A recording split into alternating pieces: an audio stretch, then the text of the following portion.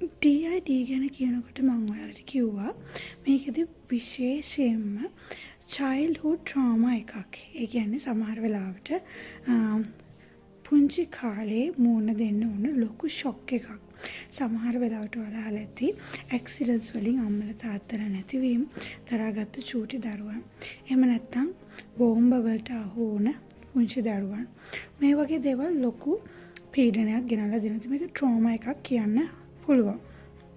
ඒ වගේම තමයි නායම් වලට හසු වෙලා මේ වගේ ගොඩාක් උදාහරණ ගන්න පුළුවන්. ඇබියුස් වුණේවා පුංචි කාලේ.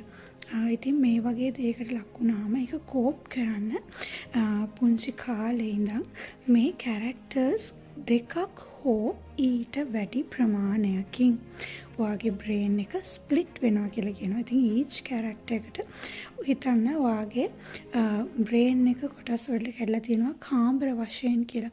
ඉතින් මේ හැම කාමරයකම වෙනස් වූ එකිනෙකට වෙනස් වූ පුද්ගලයන් ජීවත් වෙනවා. සහ ඒ තුල මාරු වෙන හරි ඉන්ටරෙස්ටිං නේද? ඉතින් සයිකොලොජි කියන්නේ හරිම ඉන්ටරෙස්ටිං සබ්ජෙක්ට් එකක්. ඔයාලට මේ දේවල් ගැන දැනුවත් කරන්න සරලව ඔයාලට මේ දේවල් ගැන දැනුවත් කරන්න මම හරි කැමතියි. ඉතින් මෙතනදී මම ඔයාලට කිව්වා ස්ප්ලිට් කියන මූවි එක ගැන. ඉතින් මේ ස්ප්ලිට් මූවි එක බලද්දී ඔයාලට දැක ගන්න පුළුවන් දෙකක හෝ වැඩි සංඛ්‍යාවක් වම් මෙතනදී විශාල කැරක්ටර්ස් සංඛ්‍යාවක් මට මතක හැටියට කැරක්ටර්ස් 24කට මෙයා මාරු වෙනවා. මේ මේන් කැරක්ටර් එක. ඉතින් ඒකෙදි එතන